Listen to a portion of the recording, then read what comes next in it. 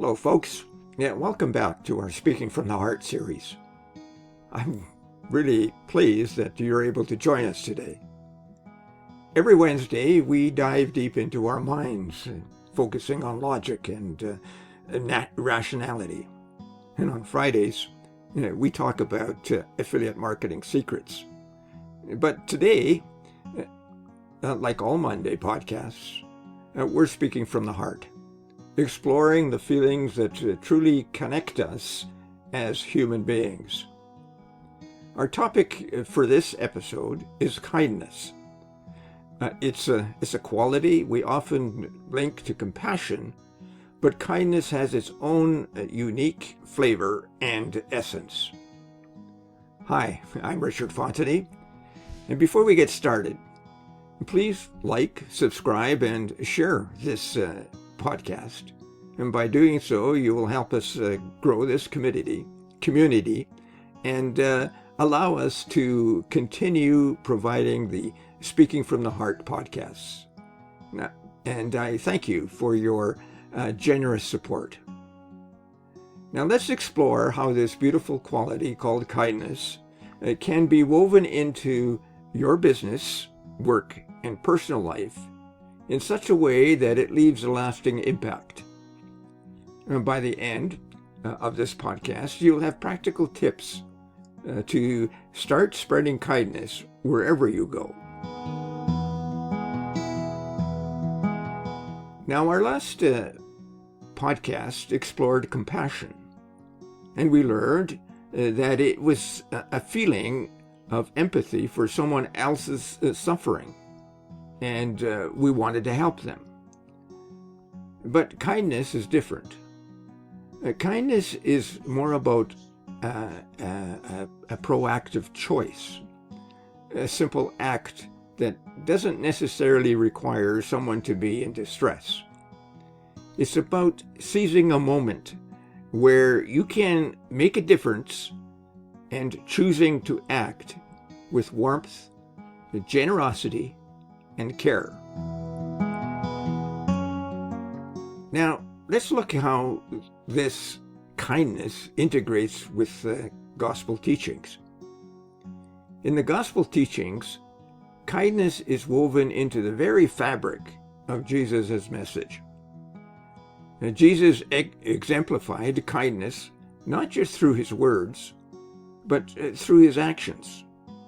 He healed the sick, fed the hungry, and welcomed those who were cast aside. His kindness was grounded, and folks, that's the operative word here, grounded. His kindness was grounded in a deep compassion for all people, reflecting a love that transcends judgment and expectation. When we think of kindness in our lives, these teachings remind us that it's not only about who we're kind to, but how we approach each person with love, humility, and a genuine desire to help. In this fast-paced world, kindness can easily be overlooked in favor of efficiency, or as we say, the bottom line. But in truth, kindness doesn't slow us down. It enhances everything we do. Kindness shows up in business when a leader gives time to listen to an employee's personal struggles.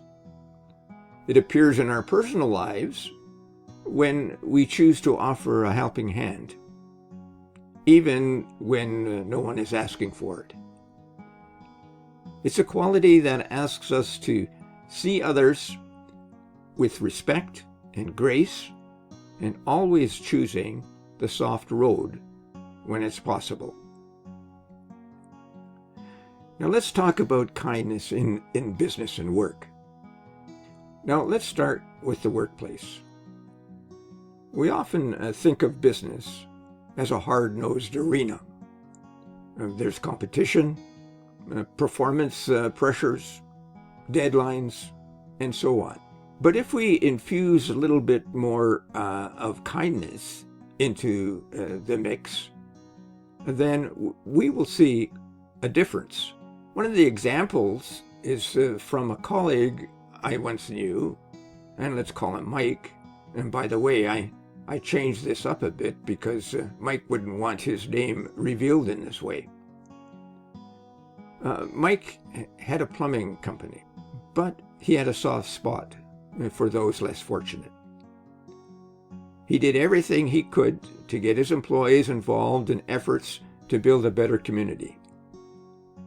One of the things he did was give his employees time off to build houses for Habitat for Humanity. Now, this had a ripple effect in the workplace. People were energized, and the teamwork they exhibited, building houses, heightened the teamwork they showed on the job. Rather than passing a hammer and saying thank you, they began thanking each other for the effort they were putting in to their team.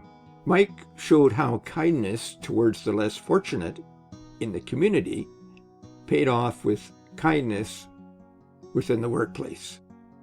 Now let's shift to our personal lives. Kindness, when practiced consistently, doesn't change others. It really changes us. Here's a story of a retired teacher, and let's call him Mark. Mark noticed that an elderly woman, Mrs. Jenkins, often struggled with her bags of trash. He decided to offer a hand regularly, even though he didn't know her at all, or certainly not that well.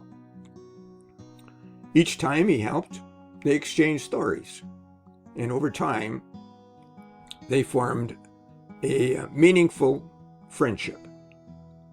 Now, why is this act of kindness so powerful? Well, Mark wasn't just helping with bags of trash. He was showing up consistently with no expectation of anything in return.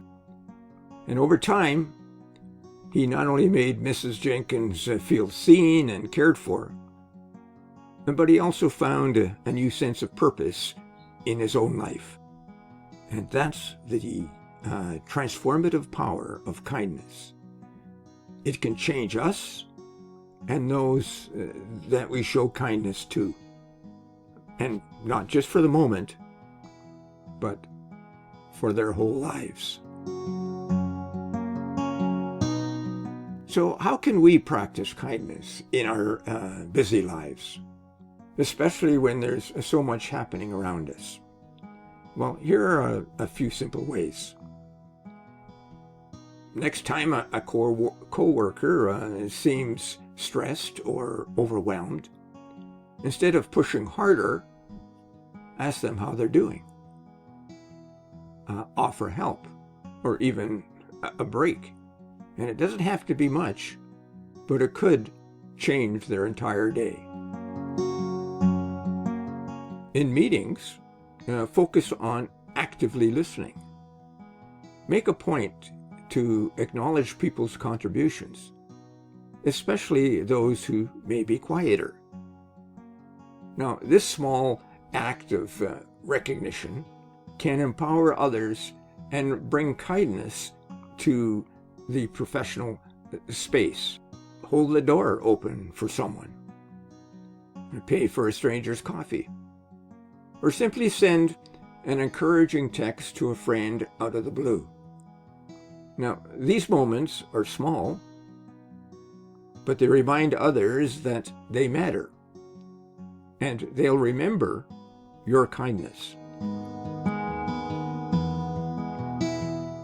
Before we close, let's briefly touch on the difference between kindness and compassion once again. While both qualities are deeply connected, kindness is often more spontaneous and proactive.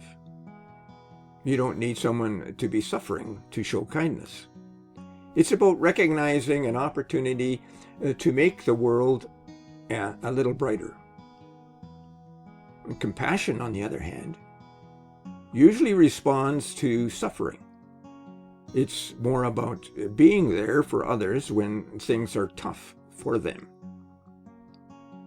So, while compassion pulls us toward alleviating pain, kindness is an outgoing choice to spread goodness, even when there's no immediate need. Now, as always, I leave us with 3 small actions we can take to weave kindness into our lives.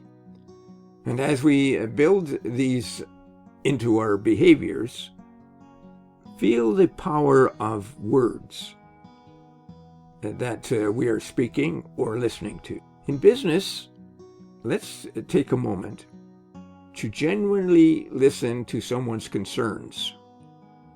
Whether it's a coworker or a client, let them know that we care. In the workplace, we can give positive feedback to a colleague we may not have normally noticed.